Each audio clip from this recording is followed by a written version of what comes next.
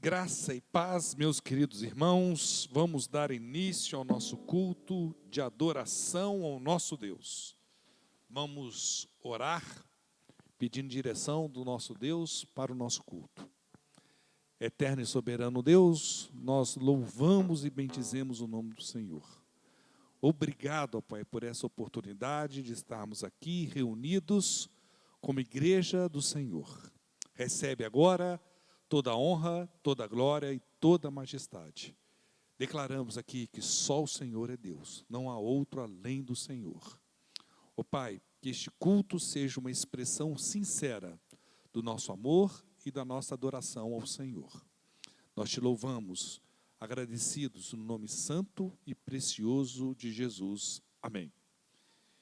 Eu gostaria de convidar os irmãos, os que puderem, a se colocar em pé para fazermos a leitura responsiva de Mateus, capítulo 6, verso 25 ao 34, nós leremos de forma responsiva esse texto. Diz assim a palavra do Senhor. Portanto, é Jesus falando, né? Portanto, eu lhes digo, não se preocupem com sua própria vida, quanto ao que comer ou beber, nem com seu próprio corpo, quanto ao que vestir. Não é a vida mais importante que a comida e o corpo mais importante que a roupa?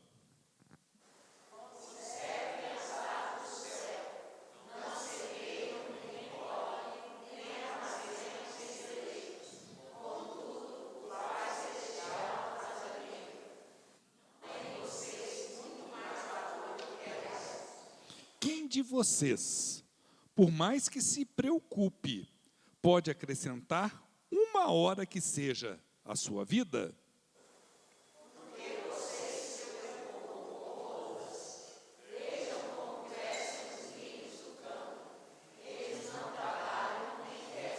Contudo, eu lhes digo que nem Salomão, em todo o seu esplendor, vestiu-se como um deles.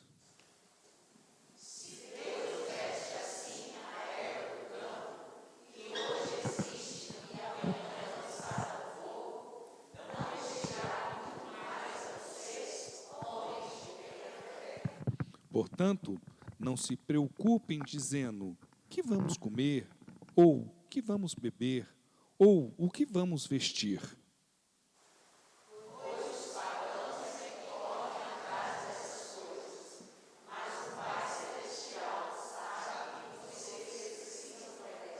Busquem, pois, em primeiro lugar, o reino de Deus e a sua justiça, e todas essas coisas lhes serão acrescentadas.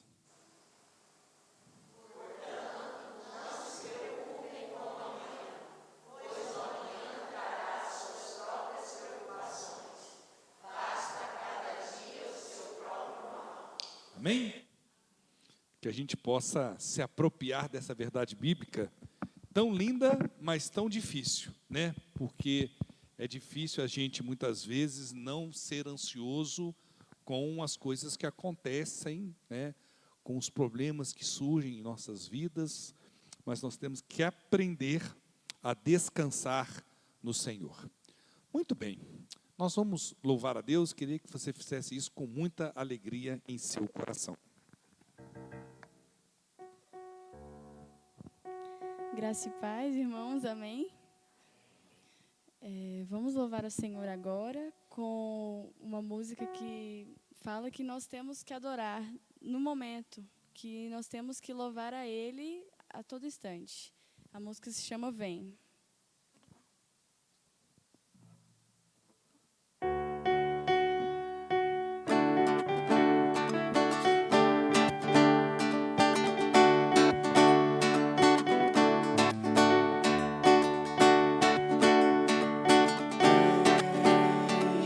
Essa é a hora da adoração.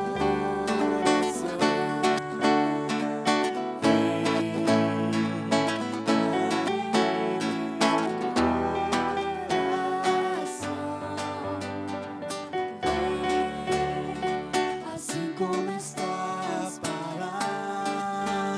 adorar. Vem, assim como mensagem do Pai. Vem confessar ao Senhor, todo joelho se dobrará, mas aquele que a ti escolher o tesouro maior terá. toda língua confessará o Senhor, todo joelho se dobrará, mas aquele que a ti Escolher o tesouro maior terá. Vem, essa é a hora da adoração. Vem, dá a Ele Teu coração. vem, assim como estás para adorar. Vem, assim como estás Diante do Pai. Vem,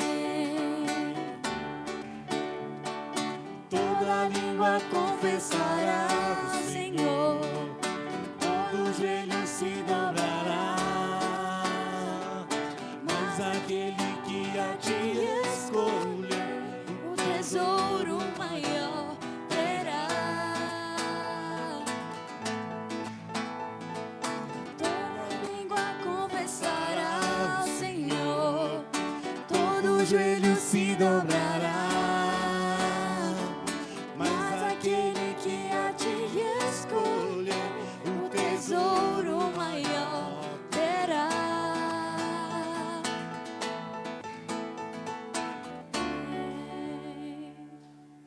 Amém.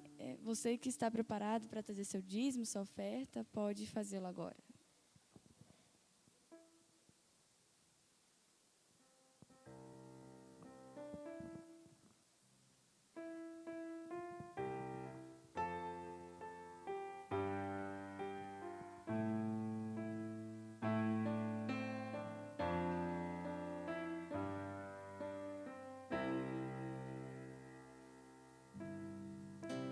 diga Para os temerosos,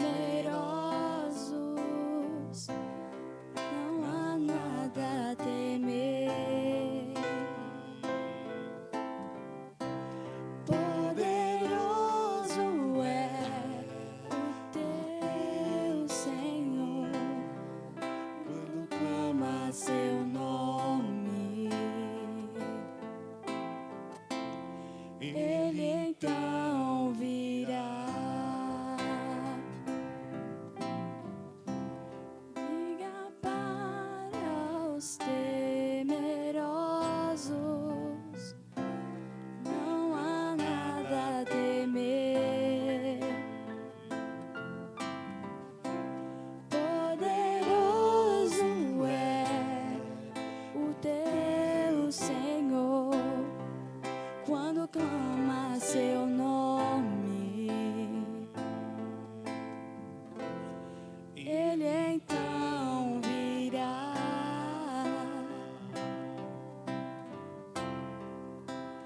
Ele vem pra te salvar. Ele vem para te salvar. Diga ao cansado, o teu Senhor virá. Ele vem para te salvar. Ele vem pra te salvar. Ele vem para te salvar. Contemplar o Senhor e te levanta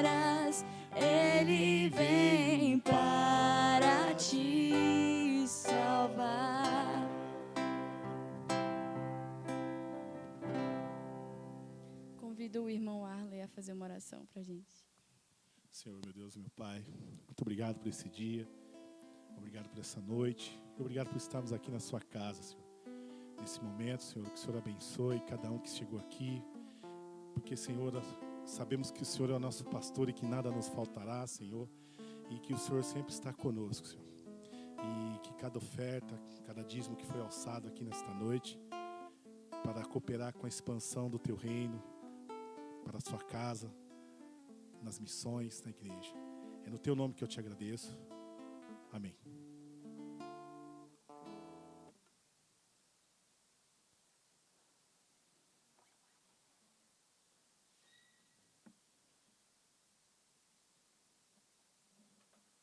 Muito bem. Queridos, nós vamos passar para o nosso momento de oração e nós devemos realmente orar. Aliás, cristão que não ora é complicado, né? Porque devemos viver debaixo da direção de Deus em oração.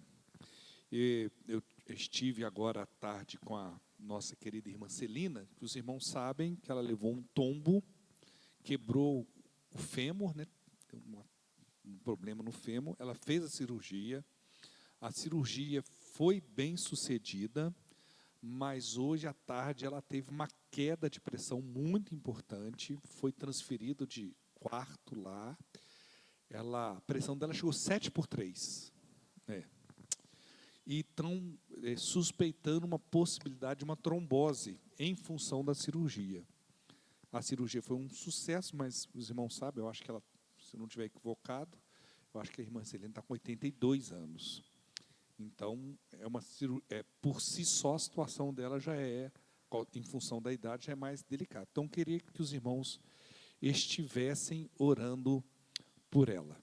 Tá bom? E assim, ao mesmo tempo que a gente deve clamar ao Senhor pela vida da Celina, eu queria convidar os irmãos a agradecerem pela vida do Reinildo. O Reinildo, os irmãos, não sei se sabem, ele trabalha viajando, né? Ele é regional das lojas 100, então trabalha supervisionando as lojas, e numa dessas viagens tinha um óleo na pista, ele perdeu o controle, caiu numa ribanceira, trincou a C5, né? Teve uma fratura na coluna. O médico, coloquei lá na lista de transmissão, pedi para os irmãos estarem orando, o médico falou com ele assim: eu não sei o que aconteceu, você nem cirurgia vai fazer. Falou assim: você pode voltar a trabalhar sexta-feira, porque você não tem mais nada. Ele estava com um edema, o edema sumiu, né? Então, assim, glória a Deus, agradecer a Deus. O médico falou assim: olha,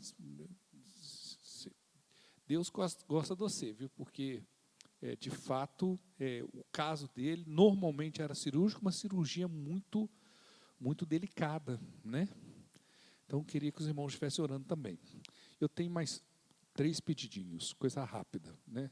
Já vou. Hoje eu recebi o pastor Caleb.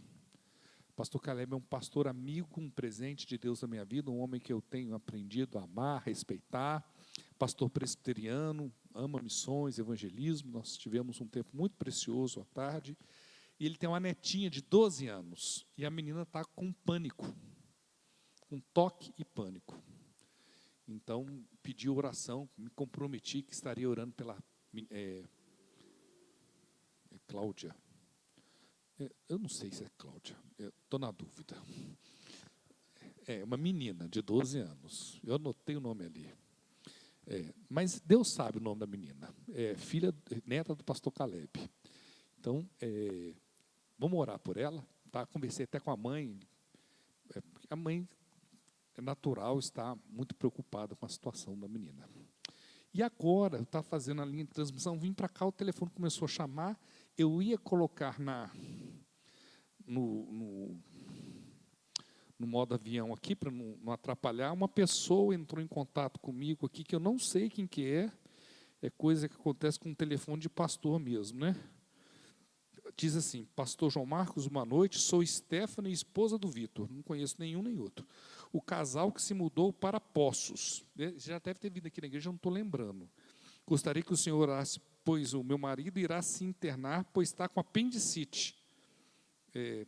E não tem vaga no hospital. Então, assim, apendicite tem que ser uma coisa rápida, né? Porque tem risco de supurar, né? Aí eu ia colocar, respondi rapidinho, porque ia começar o culto começa às 7h30, ela mandou a mensagem às 7h28. Então, assim, eu estava desligando o celular, porque eu desligo o celular na hora do culto para não ter problema, né? Então, vamos estar orando por esse casal, que eu sinceramente, agora não estou lembrado. Ah, é? Ah, lembro não. Mas então é essa aí. Então vamos orar pelo Vitor, está com apendicite, mudar agora para Poços, né? Eu acabando o culto, vou tentar dar uma chegada no hospital, não deve ter família, não sei como é que está a situação, vou tentar dar um suporte lá para o casal.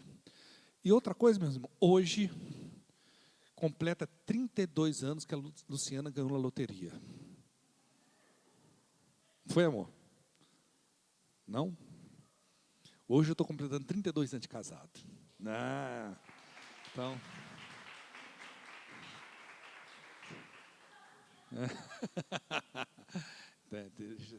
Amanhã nós conversamos.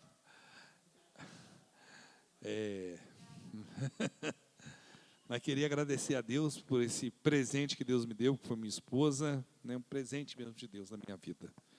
Muito bem, enchi os irmãos de pedido, né, foram 5, né, meu aniversário de casamento, o casal que entrou em contato, a menina com pânico, orar pela irmã Celina, que caiu a pressão, precisa de cuidado de Deus na vida dela, e agradecer pela recuperação do nosso irmão Reinildo. Eu não sei, está com o microfone aí? Quem tiver com o microfone, quem quiser fazer o pedido, levanta a mão, o Mateuzinho vai levar, para que quem está em casa possa ouvir também o pedido ou o agradecimento. Douglas? Qual? Agora, um Douglas incomoda muita gente, 2 Douglas incomodam muito mais, né? Eu queria pedir oração para a Letícia, que é neta de uma amiga minha de trabalho lá de Belo Horizonte, a Ana Rita. Ela está com leucemia e tem um tratamento muito caro. Eles estão vendendo um imóvel lá para poder pagar um tratamento nos Estados Unidos. Para que Deus possa conduzir essa família e usar isso para o propósito dele. Amém. Está orando. Mais algum pedido? Ou o outro Douglas? Espera aí. O Douglas aqui é por ordem de tamanho. O Ali é o último. Eu quero trazer uma palavra de gratidão. Eu me associo aos irmãos, né? Sabemos que é a unidade da igreja, que é vitória contra o inimigo, e aquilo que nós pedimos unidos na terra, o Senhor nos dá dos céus. Amém. E sabemos que a vontade dele é soberana. Mas eu quero expressar gratidão, conforme nós lemos quando o pastor leu a palavra, né? Que nós não devemos nos preocupar com algumas coisas, porque o Senhor já sabe que nós precisamos, né? Que nem mesmo Salomão, no auge da sua glória, se vestiu como lírio dos campos. E trazer para os irmãos o seguinte: cada um vem no culto, aquele que está assistindo, cada um tem a sua necessidade, mas dizer para os irmãos que muitas são as aflições do justo, mas o Senhor o livra de todas. E que Salmos 34, versículo 6 diz assim: este pobre homem pediu, e o Senhor o livrou de todas as suas tribulações. Então, passar para os irmãos que nós não estamos sozinhos, nós temos um Deus que é vivo, que está de olho na gente, que sabe daquilo que a gente precisa e vai nos dar vitória. Amém, amém. Peraí, pessoal de casa, você não escuta. Primeiro,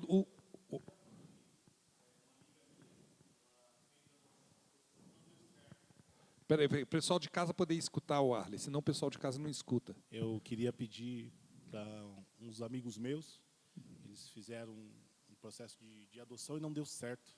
Ela já tinha perdido 2 filhos na gravidez, também não deu certo, e na adoção não deu certo. Queria pedir oração para eles, Vamos para estar ela e orando. esposo. Vamos estar orando. Dani. Espera aí, Dani. Pastor, eu tenho muito a agradecer a Deus, porque assim, faz 11 anos que eu tive tumor, né? E assim, eu tinha perdido completamente a memória. E assim, eu tenho conseguido restabelecer essa memória. Claro, com muito trabalho, mas eu tenho conseguido restabelecer minha memória. vocês não têm noção da gratidão que eu tenho a Deus por, por Ele estar me restabelecendo. Amém. Nossa. Glória a Deus, né? Glória a Deus. Luciana. Lu. Na realidade, é a Andréia, tá? Que mandou um pedido aqui no grupo. É o seguinte, pela Ângela, uma amiga que está na UTI e precisou ser entubada. Para que o Senhor também dê forças para o esposo Henrique. E também ela pede pelo primo Arnaldo, que ainda segue com a saúde muito complicada. É verdade, ele está internado. E eu queria também pedir pelo acampamento dos jovens esse final de semana, né, Marcelo? Que seja uma bênção de Deus, que seja um tempo de transformação, de louvor a Deus dos jovens e dos adolescentes. Vamos orar? Vamos orar? Mais algum? Alguém? Né? Então nós vamos fazer o seguinte, nós vamos ter um momento de oração silenciosa, você que está em casa também, né? Pare, se tiver alguma coisa aí, para tudo, vamos orar juntos. E depois de um momento de oração silenciosa, eu vou pedir o Mateus para entregar o microfone para o pastor João Marcos, para ele encerrar essa oração. Tá, João? Meu xará.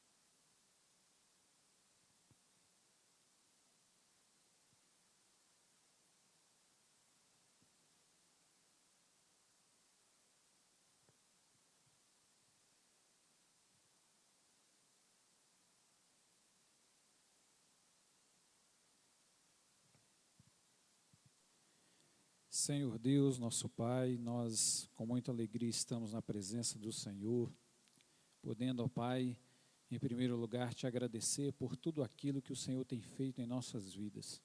Obrigado, Senhor Deus, porque a cada dia o Senhor tem suprido as necessidades dos teus servos, o Senhor tem dado a cada dia a paz, alegria no coração, Senhor Deus, de sermos servos do Senhor, ó Pai. E queremos, ó Pai, a cada dia permanecermos, sendo fiéis à Tua palavra, permanecer, Senhor Deus, buscando a Tua presença, pois o Senhor tem concedido, ó Pai, inúmeras bênçãos a nosso favor. Nós te agradecemos pelos pedidos que foram colocados aqui, ó Pai, de agradecimento. Só o Senhor, ó Pai, para nos proporcionar tão grande alegria, de estarmos compartilhando uns com os outros, ó Pai, aquilo que só um Deus faz, e esse Deus é o Senhor, Deus verdadeiro. Muito obrigado, ó Pai.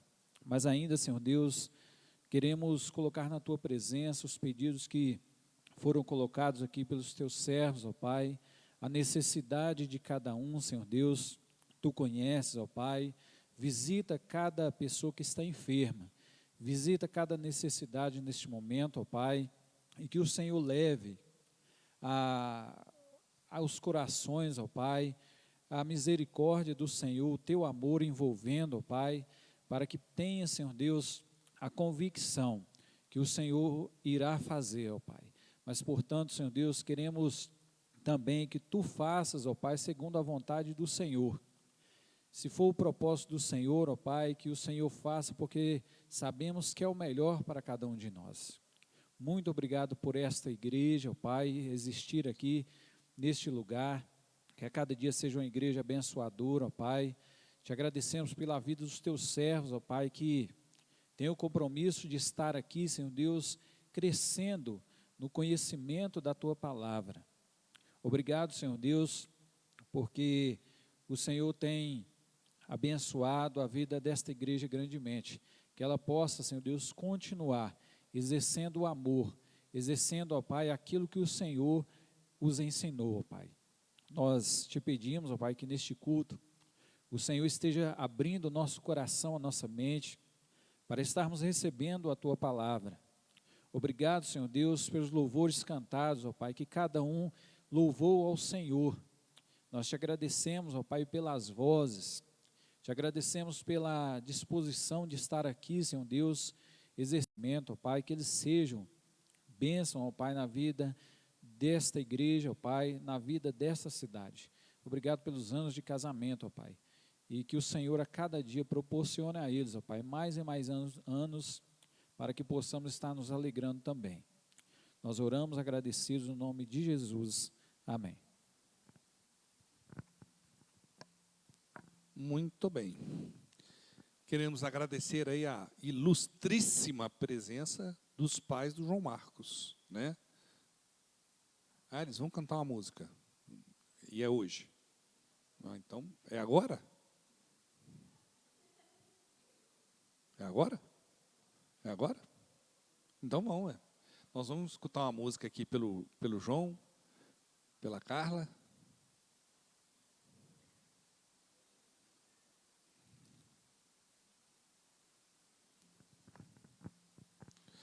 Mas, como eu estava falando antes de ser interrompido,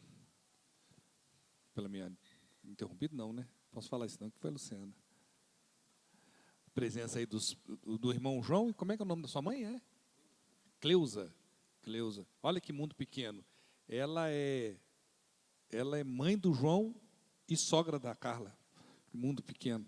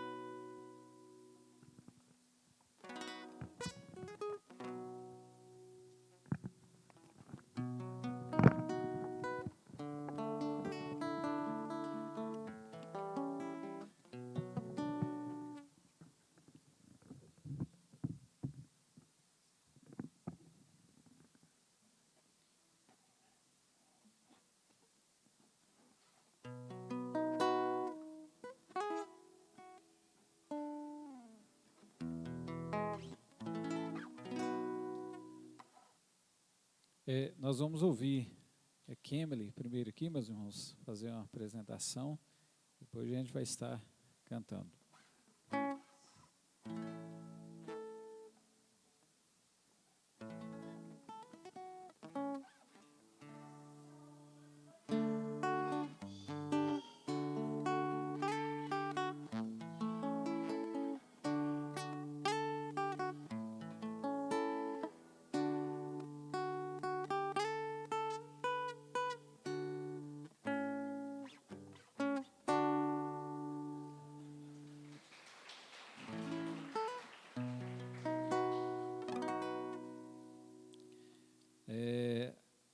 A culpa, irmãos, é da irmã Luciana, viu? Que nos apertou ali agora, viu? Se for puxar a orelha, puxa dela, viu? Se nós não conseguimos cantar. Mas essa música fala sobre estar mais perto de Deus, né? Estar mais perto do Senhor.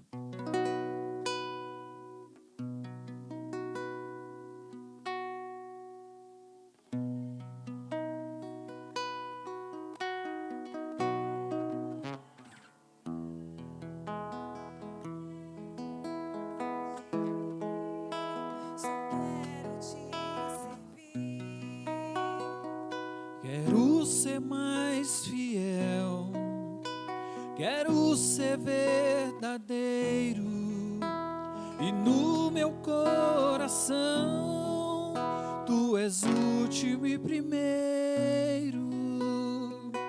Eu quero estar em tua casa, o teu poder quero sentir. Não há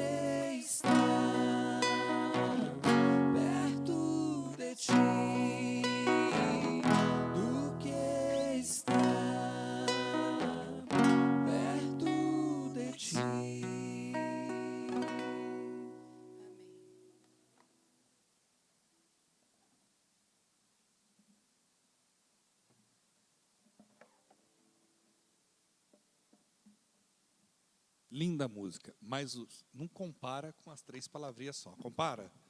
As 3 palavrinhas só foi um negócio. É florzinha de Jesus? É só uma florzinha, 3 palavrinhas, tudo a mesma coisa. É os únicos que eu sei de cor. Muito bem, obrigado, Carla. Obrigado, meu querido amigo Xará, pastor João Marcos. Queridos, vamos abrir nossas Bíblias em Romanos, capítulo 9, a partir do verso 30.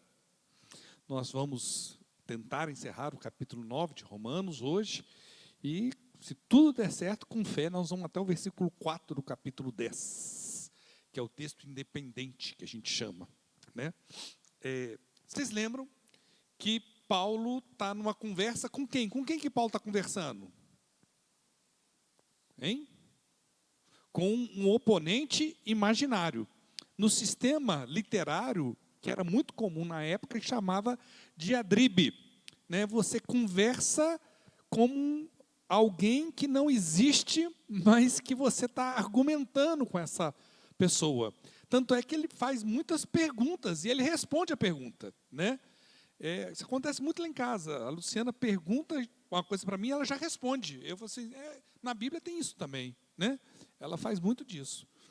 Então, qual que era o questionamento desse oponente imaginário? Ora, se a lei não salva, se Deus não vai cumprir com os seus compromissos assumidos na aliança do Antigo Testamento, o que garante que Deus irá cumpri-los com a igreja de Jesus Cristo? Não era esse nosso combinado? Que nós lemos o capítulo 9 com essa perspectiva. Então, ele vai respondendo, que é isso, vocês estão doidos? E deram, então, para os romanos 7 motivos para mostrar que Deus é fiel e que, na realidade, quem quebrou a aliança? Foi Deus que quebrou a aliança? Não, foi quem? Foi o povo judeu que quebrou a aliança. Então, o capítulo 9 todo tem que ser entendido a partir dessa perspectiva. Aí, lá no versículo 19, põe lá para mim o versículo 19 do capítulo 9. Ele vem com a seguinte pergunta: mas alguém me dirá, então, por que Deus ainda nos culpa? E ele falando sobre a questão da eleição. E eu falo que, a despeito de outros textos que a gente, no devido tempo, Deus nos irá proporcionar condições de estudá-los, mas especificamente aqui, ele está falando da eleição passada, não da eleição presente.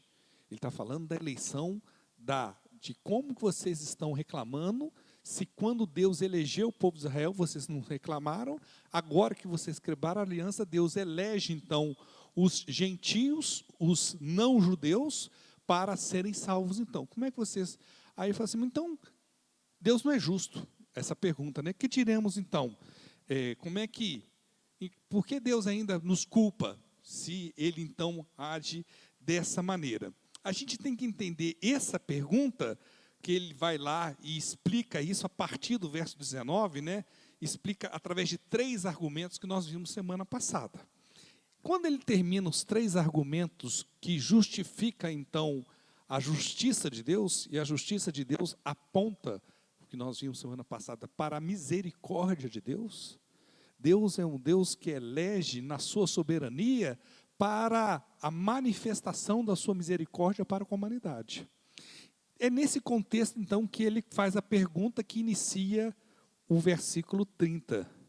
Que diremos, então?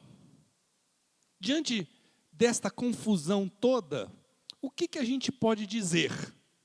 E aí, Paulo faz a conclusão deste argumento que ele tinha levantado. Ele fala assim, vamos fazer o seguinte, olha, eu concluí. Vocês têm que entender que houve uma inversão da manifestação da graça de Deus. Antes eram os judeus, agora é o povo gentio, aquele que confessa Jesus como Senhor e Salvador. E ele fala, que diremos então? Os gentios que não buscavam justiça, a obtiveram. Olha só. Os gentios que não buscavam justiça, a obtiveram. Uma justiça que vem pela fé. Então, o povo gentio tinha manifestação como o povo judeu da pessoa de Deus? Na história? Não, não tinham. A quem foi dado os profetas, a lei, Moisés, Abraão, todas as resultado da aliança de Deus para com o povo de Israel, foi dado ao povo judeu. Este gentio restante que não receberam, estes escolheram. Eles não buscavam a justiça de Deus porque não a conheciam e a obtiveram. Porque essa justiça vem pela fé. Percebam aí então, meus queridos, que ele muda completamente o raciocínio agora, no mesmo capítulo que fala da eleição. Ora, se fosse uma eleição individual, que apontasse para aquele que crê, e que um foi escolhido para crer, e outro escolhido para não crer, você acha que uma justiça, ele falaria que a justiça vem pela fé? Não. Se há uma eleição, a justiça não vem pela fé. É a eleição. Olha só.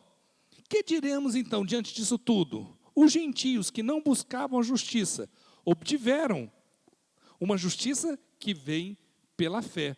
Referendando desta forma o que o próprio Paulo nos ensinou em Efésios, capítulo 2, verso 8 e verso 9. Esse texto é um texto áureo, né?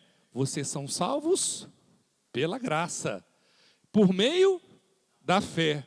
Isso não vem de vocês. É o quê? É dom de Deus, é favor de Deus, é misericórdia de Deus, é a justiça de Deus sendo realizada em Cristo Jesus em favor da humanidade. Não é pelas obras. É isso que o judeu não conseguia entender, porque ele achava que as obras, a observância da lei, levariam a eles serem aceitos por Deus. Isso não é pelas obras, para que ninguém se glorie, porque não existe mérito em nenhum de nós pela salvação que Cristo nos dá, através do sacrifício dele na cruz do Calvário e a sua vitória sobre a morte. Ficou claro? Então, vamos ler o 30 e o 31 de novo. Que diremos então diante disso tudo? Os gentios que não buscavam a justiça, a obtiveram, uma justiça que vem pela fé. Mas Israel, que buscava uma lei que trouxesse justiça, olha só, então que lei é essa que eles estão falando? É a observância da lei enquanto justiça de Deus. Achando que a palavra, a escrita, eu fazer isso, eu fazer aquilo, eu observar isso, eu observar o sábado, eu fazer isso que salva. Era lei. É Cristo, exatamente. A centralidade deles estava na lei. E a lei pode salvar? Não. O que a lei faz? Condena. Por que a lei condena? Há algum problema na lei? Não, a lei é justa, santa, perfeita. Mas o problema é que nós não somos capazes de obedecer à lei. Eu vou pular então aqui para o versículo 4 do capítulo 10, só para vocês verem assim. Porque, capítulo 4 do verso 10, versículo 4 do capítulo 10, perdão. Olha só, vamos pular para o final, para a conclusão. A gente vai pegar todo esse raciocínio. Porque o fim, a conclusão, o cumprimento, a gente vai ver esse texto aí no final com mais calma. Da lei é o quê?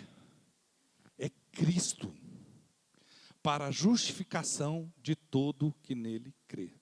Então, qual que era o problema? Volta para o 31, filha.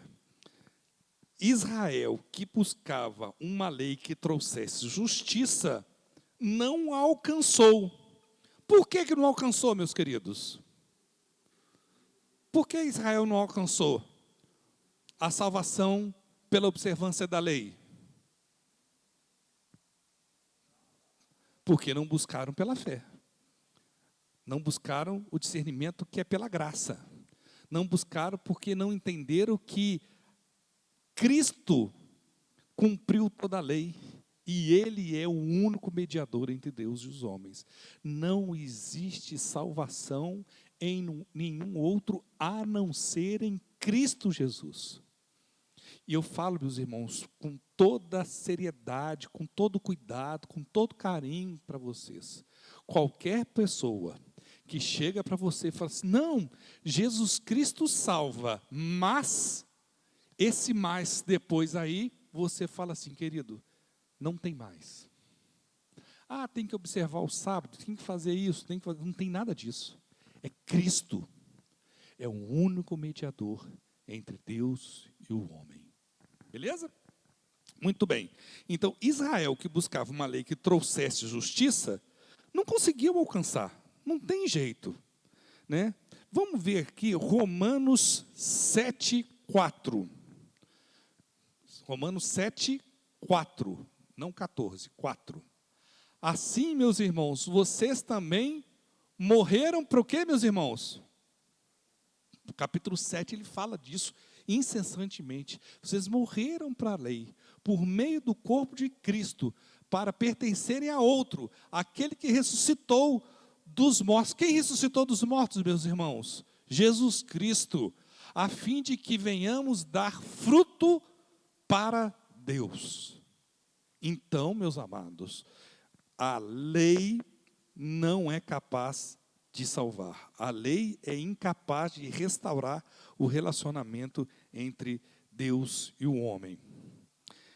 Aí ele faz outra pergunta para o opositor imaginário, no versículo 32. Mas por que não? O opositor é aquele pernilongo de estar perto da sua cama de madrugada, né? Que não desiste. Mas por que não? Aí ele responde para esse opositor. Por que não, meus irmãos? Porque não a buscava, por quê? Pela fé. Mas como se fosse por obras. A obra pode salvar alguém? Não. A lei pode salvar? Poderia. A lei poderia salvar antes de Cristo? Poderia. Se nós tivéssemos a capacidade de ser observador de toda a lei de Deus. Mas a palavra de Deus nos ensina de forma clara que quantos pecaram? Todos. Quantos? Todos. Todos é quem? É todos. É eu, você, todos nós que estamos aqui, você que está nos assistindo, somos pecadores. E qual que é o recebimento do salário desse pecado? É a morte, né? Romanos 3:23, depois 6:23. O salário do pecado é a morte. Então, como mortos espirituais, um morto espiritual vai fazer, não, eu vou obedecer, não tem jeito. Salvação é pela graça. Por que que eles não tiveram? Porque não a buscava, a nação de Israel, não a buscava pela fé, mas como se fosse por obras. Eles tropeçaram, aonde, queridos? Na pedra de tropeço. Que pedra de tropeço é essa? Olha só, meus irmãos, que Paulo, ele é um profundo, estava conversando ali, antes de começar o culto com o Marcinho sobre isso até. Paulo era um profundo conhecedor do Velho Testamento, do Antigo Testamento. Põe aí para mim Isaías 8:14, depois Isaías 28:16. Para os dois reinos de Israel, ele será um santuário, mas também uma pedra de quê? De tropeço. Uma rocha que faz cair. E para os habitantes de Jerusalém, ele será uma armadilha e um laço. Porque Isaías já sabia, através da inspiração do Espírito Santo, que os judeus, no futuro, iriam rejeitar a pedra de tropeço. É pedra de tropeço para quem nega Jesus. E para quem aceita Jesus, essa pedra é o quê? É pedra angular. Olha o que ele fala em Isaías 28:16. Por isso diz o soberano, o Senhor, Eis que põe em Sião uma pedra já experimentada, uma preciosa pedra angular para alicerce seguro, aquele que confia jamais será abalado. Olha só, então, para aqueles que negam a Jesus, ele é uma pedra de tropeço, que faz cair, que faz tropeçar. Porque a pessoa procura a salvação por obras e não consegue encontrar. Ela tropeça em Cristo, é como se ele estivesse encontrado Cristo e tropeçado e caído, sem alcançar a salvação. Mas para aqueles que confessam Jesus como Senhor e salvação, essa pedra de tropeço se transforma em pedra angular. O que é a pedra angular? É a pedra que serve de referência para a sustentação de uma casa. Ficou claro isso aí? Agora vejo que Pedro, 1 Pedro 2, 7 e 8, fala muito sobre isso. Portanto, olha como é que Pedro usa esse raciocínio. Portanto, para vocês que creem, esta pedra é uma pedra o quê? Preciosa. Mas para os que não creem, a pedra que os construtores rejeitaram, tornaram-se a pedra angular. Então, para quem rejeitou, ela é a pedra angular. Aqueles que rejeitam, não é pedra angular. Pedra de tropeço e rocha que faz cair. Pedro também se apropria do texto de Isaías e traz essa mesma consciência. Os que não creem tropeçam, porque desobedecem a mensagem para o que também foram destinados. Queridos, a mensagem é o seguinte: para quem confia e confessa com fé que Jesus Cristo é Senhor e Salvador, ele é pedra angular. Para quem rejeita a mensagem do Evangelho, ela se torna pedra de tropeço. Jesus Cristo fala algo naquela conversa famosa de Jesus com Nicodemos à noite, e depois, eu acho muito gozado, né? Está anotado no meu caderninho de dúvidas que eu vou tirar no céu lá com o Senhor. Por que ele faz isso no capítulo 3, que ele está conversa de Nicodemo, de uma hora para outra, está conversando com Nicodemo, porque Deus amou o mundo de tal maneira, um negócio. E aí lá no versículo 36, quando termina o capítulo 3, esse discurso de Jesus, e a gente perde completamente a conversa, não se volta para a conversa com Nicodemos, Jesus fala o seguinte, meus irmãos, no final desse capítulo: quem crê no Filho tem o quê? É a pedra angular. Já quem rejeita o Filho não verá a vida, mas a ira de Deus permanece sobre ele. Então, quem aceita o Filho tem a vida eterna. Usa a pedra angular, a pedra de sustentação, a torre segura. Mas quem rejeita já está condenado. Então, no versículo 33, eles tropeçam na pedra de tropeço, pulando para o 33, como está escrito: eis que ponho em Sião uma pedra de tropeço e uma rocha que faz cair, e aquele que nele confia jamais será envergonhado. É interessante esse raciocínio, meus irmãos. Muda a pedra. A pedra são duas pedras, uma de tropeço e uma angular. É a mesma pedra. Quem é a pedra, Douglas? Jesus Cristo. É a mesma pedra. Mas para uns, ela é pedra angular, para aqueles que confiam em Cristo Jesus, e para aqueles que rejeitam Jesus, ela é pedra de tropeço, faz cair. Olha que coisa incrível.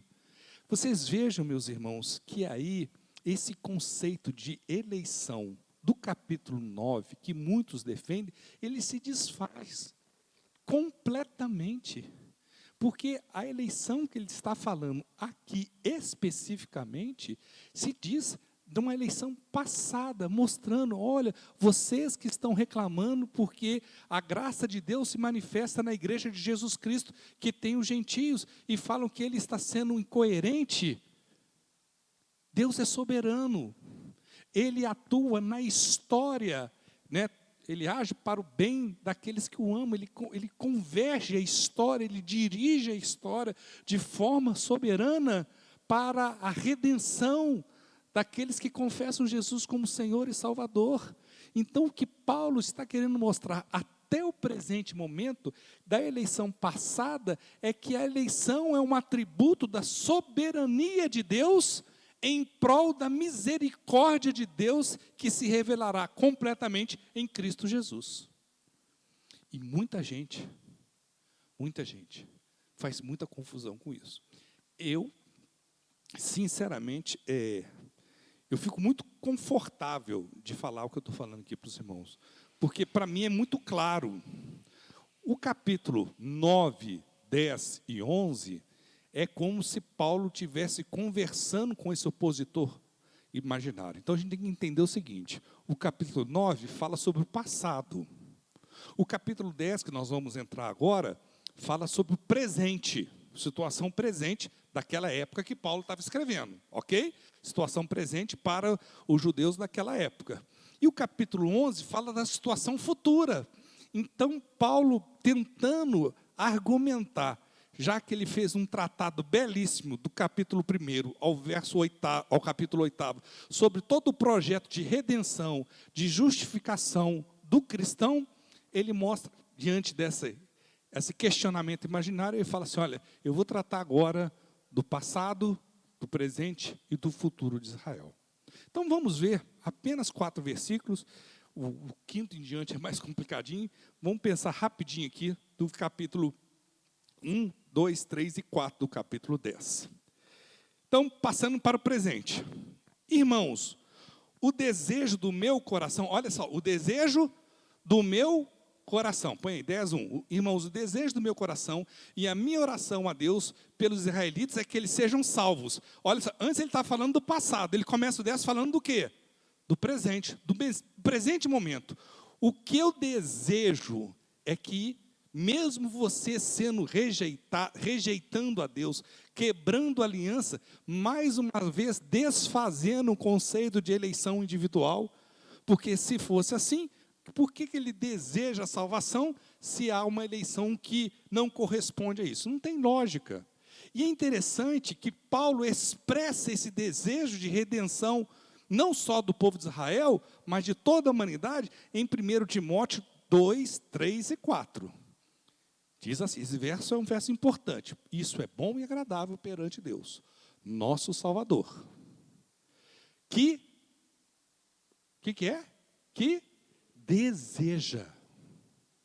O desejo de Deus. Qual que é o desejo de Deus? Que todos os homens sejam salvos e cheguem ao conhecimento da verdade. Olha que coisa incrível. Que coisa para você ficar louco. Quem deseja? Deus. Esse desejo vai ser realizado? Não. Olha só. O desejo de Deus que não vai ser realizado. Alguns universalistas aí, que acham que a salvação é para todo mundo, usam esse texto. É um absurdo, porque a palavra de Deus fala de forma clara, categórica, que há de separar o trigo e o joio, que há de separar aqueles que, nem todos que dizem Senhor, Senhor, entrarão no reino dos céus. Vocês lembram lá em Mateus, no Sermão da Montanha, ele terminando o Sermão da Montanha, no capítulo 7, ele deixa claro, expresso, no sermão escatológico de Jesus, em Mateus 24, ele fala assim, 2 estarão no campo, um será tomado, outro será deixado. É claro, justiça de Deus. Então, o que esse versículo especificamente, que está em consonância, o desejo de Paulo está em consonância com o desejo de Deus, é que as pessoas confessem Jesus como Senhor e Salvador. Do mesmo modo que o homem escolheu estar desobediente à vontade de Deus, Deus dá oportunidade em Cristo Jesus. É Ele que vai em direção ao ser humano. É Ele que providencia todas as coisas. Mas tem que ter uma resposta positiva do ser humano a esse chamado. Vocês lembram lá, quando Jesus olha para Jerusalém e fala assim, Jerusalém, Jerusalém, que mata os profetas. Quantas vezes eu quis, olha o desejo de Deus, juntar vocês com uma galinha junto aos seus pintinhos, mas Vocês não quiseram. Não anula, ele respeita a vontade do mundo. Deus não brinca, é como esse conceito, meus irmãos, é como se Deus estivesse brincando de marionete. E Deus não brinca de marionete com a humanidade. O desejo de Deus e o desejo de Paulo, e não há nada melhor, né, que o nosso desejo esteja debaixo da soberana vontade de Deus, né? O desejo de Paulo é que todos os judeus se convertessem. No presente momento. Então ele muda. Ele usou o capítulo 9 para fazer uma retrospectiva do passado, e agora fala assim, versículo 1, irmãos, o desejo do meu coração e a minha oração a Deus pelos israelitas é que eles sejam salvos. Eu queria só fazer um pequeno parênteses aqui. A gente ora por aqueles que a gente quer ser salvo, que nós queremos que sejam alcançados pela graça de Deus. Olha que exemplo. Quantas vezes nós gastamos tempo a Deus pedindo por um punhado de coisa, e nós não colocamos em oração sincera que a graça de Deus se manifeste na vida daqueles que nós amamos, aqueles que muitas vezes nós não amamos, mas Deus põe no nosso caminho que a gente possa, então, proclamar a mensagem do Evangelho. Versículo 2. Posso testemunhar? Olha o presente momento, queridos. Está vendo como ele mudou a perspectiva temporal? Posso testemunhar agora que eles têm zelo por Deus, mas o seu zelo não se passeia no conhecimento. O zelo deles, eles eram zelosos? Eram. Eu falo aqui dos absurdos que tinham de tanto zelo. No sábado tinha o número de passos que você podia dar. Se desse um a mais, você estava proibido de adorar a Deus. Eu brinco que o barro antigamente era tão importante, porque não tinha geladeira, não tinha as coisas, então quase tudo se fazia de barro, então era proibido cuspir no chão no sábado. Porque se você cospe no chão, lembremos-nos que nós estamos numa época que não tinha pavimentação na rua, o terreno era empoeirado, você cospe, aquela saliva em contato com barro, com a terra, forma o quê? Barro. E aí você fez trabalho, você está fazendo barro. Você lembra quando Jesus cospe no chão, faz e passa no olho? Ele faz aqui num sábado. Jesus era de picardia também, ele gostava de uma confusão. Se eu sou discípulo de Jesus, mas de novo, não é possível. Ele gostava de provocar o sujeito, né? Então, se você quisesse cuspir, você tinha que procurar uma pedra, mas você tinha que contar os passos, né? Porque você não podia dar tantos passos. Então, você procurava e era essa confusão. Então, posso testemunhar que eles têm zelo. Tinha maneira, meus irmãos, de lavar o copo por fora, lavar o prato, lavar a talher, lavar a mão, com a forma de comer, de pegar na comida, aquela confusão toda que o judeu tem, aquele ritual todo. E eles achavam que isso era o conhecimento. A hora que Paulo fala sobre o conhecimento, Filipenses 3:10. Esse texto para mim é maravilhoso. Quero conhecer a Cristo, o poder da sua ressurreição e participar dos seus sofrimentos, tornando-me como ele em sua morte. Conhecimento verdadeiro, epistemologia, que é o termo que a gente usa aí dentro do conceito da teologia, de conhecimento profundo de Deus, é conhecer a Cristo. Isso que é conhecimento. O conhecimento deles era falso, porque eles não conheciam a graça de Deus. Versículo 3. Porquanto, ignorando a justiça que vem de Deus e procurando estabelecer a sua própria, não se submeteram à justiça de Deus. Eles usavam um texto, Levítico 18:5. Olha que texto interessante. Eles usavam esse texto como apontamento, como sedimento para defender a sua tese. Obedeça aos meus decretos e ordenanças, pois o homem que os praticar viverá por eles. Eu sou o Senhor. Qual que é o problema desta interpretação literal desse texto. Porque eles achavam que obedecer às ordenanças e os decretos de Deus estavam circunscritos a coisas externas. E Deus fala assim, rapaz, eu quero que você seja circuncidado, é aonde? No coração. Não é a experiência exterior. Tanto é que Jesus chama os fariseus, os saduceus lá de sepulcros o quê? Caiado. E a gente fala assim, o que é sepulcro caiado? É aquele negócio pintadinho, bonitinho, que é o túmulo, todo pintadinho, mas por dentro tem morte, podridão. Então não adianta você fazer alguma coisa externa e internamente você ser podre. Aí Paulo aponta para Deuteronômio, capítulo 30, verso 11 a 14. Olha que texto lindo. O que hoje estou ordenando a vocês não é difícil de fazer, nem está além do seu alcance. Não está lá em cima no céu, de modo que vocês tenham que perguntar, quem subirá ao céu para trazê-lo e proclamá-lo a nós, a fim de que lhe obedeçamos? Nem está no mar, de modo que vocês tenham que perguntar, quem atravessará o mar para trazê-lo e voltando, proclamá-lo a nós, a fim de que lhe obedeçamos? Nada disso. A palavra está bem próxima de vocês. Está aonde, meus irmãos? Em sua boca. E aonde? No seu coração. Por isso vocês poderão obedecer-lhe. Cara, a palavra de Deus, a vontade de Deus, ela é para o coração. O que Deus se preocupa, de fato, é com o nosso interior. Como eu me relaciono com o outro. Como é a soberania de Deus sobre a minha vida.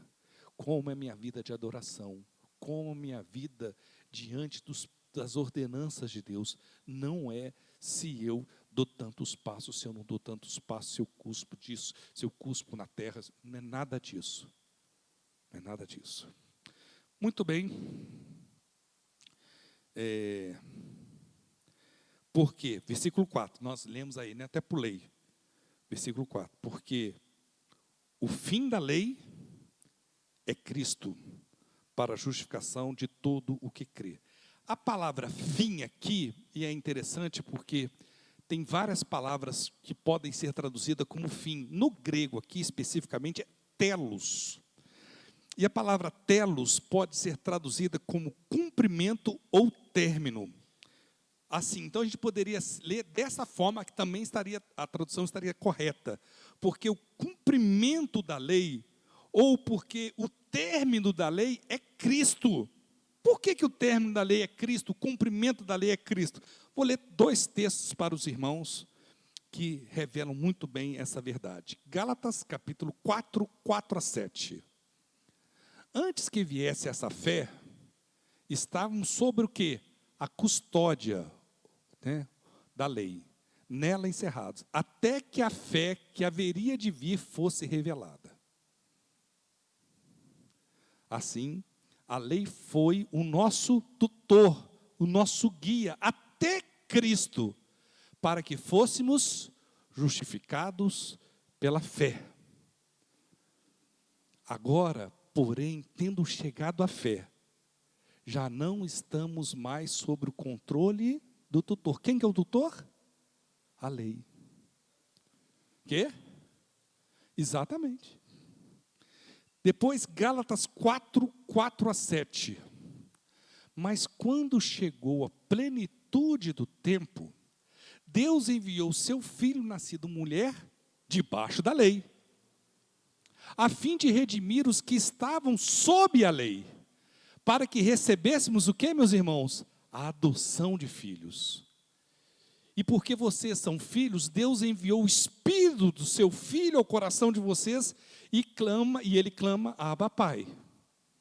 Assim, você já não é mais escravo, mas filho, e por ser filho de Deus também, e por ser filho, Deus também o tornou herdeiro.